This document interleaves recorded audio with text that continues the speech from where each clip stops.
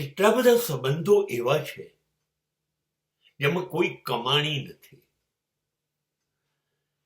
Profit oriented relationship નથી, એમાંથી કશું મળવાનું નથી. આ સંબંધોમાં ગુમાવવાનું છે, આ સંબંધો પાછળ ઘસાવાનું છે.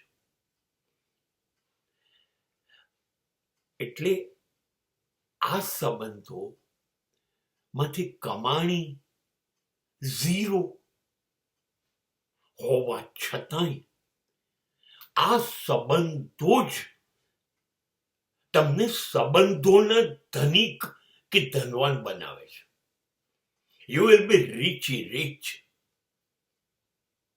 તમે અત્યંત ધનવાન થઈ જાઓ જો આવા સંબંધો તમારી સાથે હોય તો, જેમાં કોઈ પણ માણસ સંબંધમાંથી કોઈ લાભ કે ગેરલાભ લેવા ઈચ્છતો જ ન હોય, બંને સદભાવનાથી નિભાવતા હોય, બંને પક્ષકારો એકબીજાનું કલ્યાણ ઈચ્છતા હોય, બુદ્ધના શબ્દમાં કલ્યાણ મિત્ર હોય, એકબીજાનું સારું કેમ થાય એવું ઈચ્છતા હોય.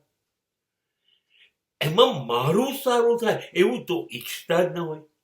હું શું કરું તો એનું બહુ જ સારું થાય.